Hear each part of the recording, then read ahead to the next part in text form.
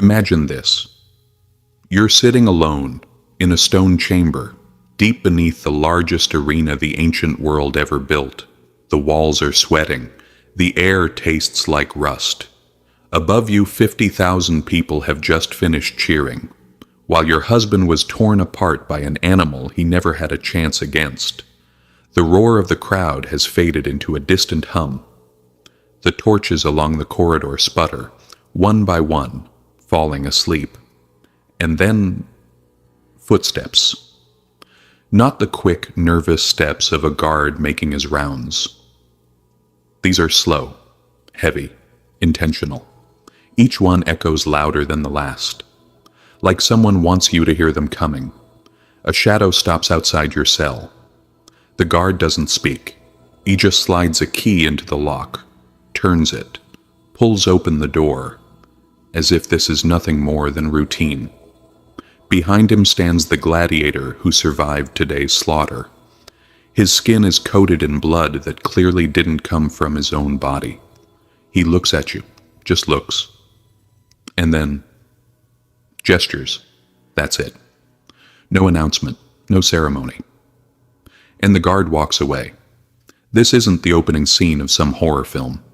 This was simply a weekday reality inside the Roman Empire. What you're about to hear isn't a conspiracy. It isn't fantasy. It isn't a storyteller exaggerating for drama.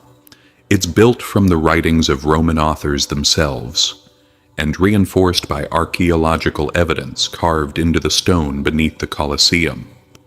No teacher mentions this. Most documentaries avoid it. Hollywood pretends it never existed. But it was real.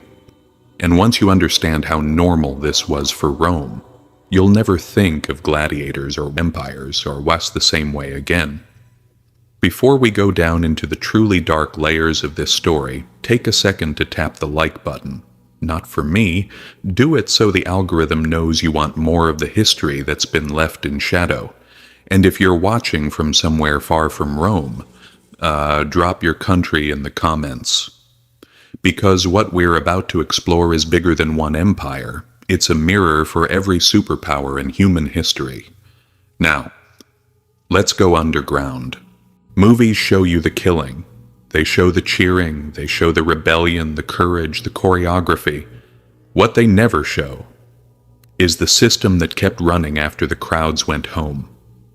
There's a modern scholarly term for it, Victoria Carnalis. The carnal victory. The Romans didn't invent that phrase. They didn't need to.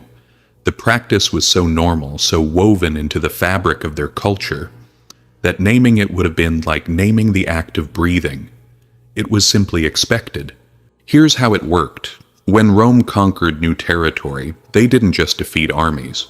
They absorbed entire populations with the efficiency of a factory line. Soldiers marched into a region, burned resistance to the ground, and immediately began the process of sorting human beings. Men capable of fighting, shipped off to die in mines, or thrown into arenas. Children, sold into slave markets scattered across the empire. Women, they became captive, state-owned war prizes, not prisoners, not citizens, not even slaves with a defined economic role. Legally, they were classified as res, things. The same category as tools, tables, or pack animals. An object couldn't testify. An object couldn't refuse. An object couldn't be wronged. And these objects were moved through the empire's administrative networks, like inventory. That is the world Rome created. A well-oiled bureaucracy designed not just to conquer, but to convert people into assets. And the arena, Rome's crown jewel of entertainment, was one of the final stops on that chain. The gladiatorial games weren't just public entertainment. They were part of Rome's propaganda engine. When you sat in the stands and watched a chained enemy, someone from a recently defeated tribe, forced to fight a lion, you weren't just witnessing an execution, you were being given a message. This is what happens to anyone who opposes us. Violence wasn't a side effect, it was the point. And Rome weaponized this violence not only against foreigners, but against its own citizens. The elite understood that terror, spectacle, and dominance were powerful solvents. They dissolved the idea of resistance before it could even form. During the midday lull, when nobles left to eat and the most committed spectators stayed behind, the arena switched genres. It became a stage for public torture dressed up as mythology. Roman poets like Martial wrote about these performances with unsettling casualness. He describes a man forced to reenact the myth of Orpheus, the musician whose songs could tame wild beasts. Except in Rome's version, the prisoner was given a lyre shoved into the arena and mauled by a bear, while the crowd snacked on olives and honey cakes. Martial also mentions, almost like he's reviewing an interesting play, a woman forced to act out the story of Pasiphae, who in myth had relations with a sacred bull. In the arena, this myth was performed literally. The woman died from her injuries. It was considered entertainment. This wasn't fringe. This wasn't an emperor having a bad day. This was decades of policy. Children attended. Vendors sold food. Writers rated the performances. To Roman society, these weren't atrocities, they were programming. They reinforced the message: Rome controls everyone beneath it, by law, by ritual, by spectacle. And in this climate, the system of rewarding gladiators with captivae wasn't a scandal, it was logistics. Gladiators. Heroes, slaves, and powder kegs. To understand the next part of this story, you need to know something strange about gladiators. They were the lowest of the low, slaves with fewer rights than stray dogs. And yet, they were celebrities. Their faces were painted on walls. Their names traveled across cities. Women from noble families snuck into gladiator schools for secret encounters. In Pompeii, graffiti calls one fighter the heart thief of the girls, and another the pride of the ladies. Their sweat, yes, their sweat, was scraped off their skin after fights, mixed with oil, and sold as a beauty product. Rome adored them. But Rome also feared them. The revolt led by Spartacus had scarred the Roman psyche permanently. Around 70 gladiators escaped, turned themselves into a real army, and defeated legion after legion. For 2 years, Rome watched in disbelief as arena slaves nearly destabilized the entire empire. When the revolt was finally crushed, the survivors were crucified along the Appian Way. 6,000 crosses stretching for miles. A warning carved into the landscape. After that, every Roman official, every trainer, every guard, every citizen in the stands, understood a terrifying truth. A gladiator wasn't just a performer. He was a weapon that could aim itself at Rome. So the state gave gladiators rewards, food, money, rare chances at freedom, and sometimes something even more primal: access to the captivae held beneath the arena. The sources don't describe this as a special privilege. They describe it like a system, routine, expected, embedded in the operations of the games, a reward not of honor, but of domination. A reminder that even a man forced to kill for entertainment still had power over someone else. That brings us back to the cells, to the woman waiting, to the footsteps outside the door.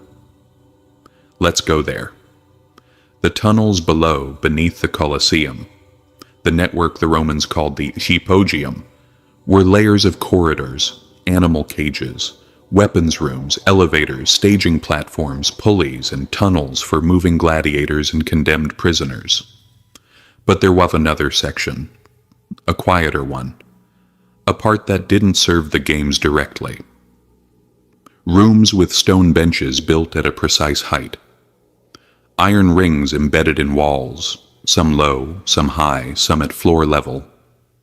Doors with reinforced frames that locked only from the outside, and walls etched with scratches deep enough to be seen. Centuries later, these were the holding chambers for the captive. It wasn't rumor. It wasn't imagination. Archaeology still shows the scars. To understand what happened in those underground rooms, you have to look at Rome the way Rome looked at itself, not as a civilization, but as a machine fueled by bodies, discipline, and fear. Everything the empire touched was catalogued, measured, and assigned a purpose. And human being were no exception. When Roman legions crushed a rebellion, whether in Gaul, Germania, Britannia, Judea, or North Africa, the aftermath followed a script so predictable it might as well have been carved into stone. Officers oversaw the sorting process. Administrators recorded numbers. Slaves carried wax tablets full of names that were never meant to outlast the battles that destroyed them. This machine didn't operate on cruelty for cruelty's sake. It operated on utility. And in that machine, the captive, the conquered women, became a form of state property, tools for psychological warfare, economic profit, and morale management for the empire's most dangerous slaves, gladiators. But to grasp the scale of this system, we need to move step by step through its gears.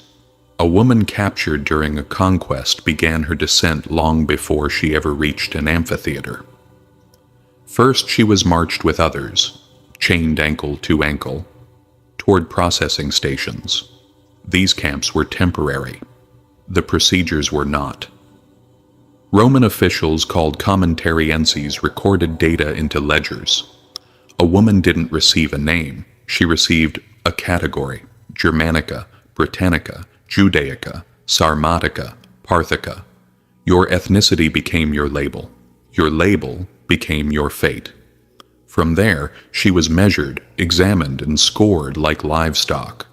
Age, reproductive health, physical condition, market value, intended destination. Some were marked for household slavery. Some were sent east to large markets. Some were reserved for military camps. And some, those considered young, strong, or simply chosen at random, were assigned to arena networks across the empire, not as performers, not as household slaves, but as inventory. The distance between this moment and the cell beneath the arena was weeks or months of transport, hunger, humiliation, and silence. By the time she arrived, she had already lost everything: family, homeland, name, rights, future. Rome didn't hide this system. They didn't cloak it in euphemisms. They carved it into their laws. Under Roman legal doctrine, captivae weren't just slaves. They were objects, and the state could use its objects however it wanted, which is how the next phase of the machinery became possible. When a woman finally reached the hypogum, she wasn't entering a prison. She was entering a stage layer, one that no audience was ever meant to see.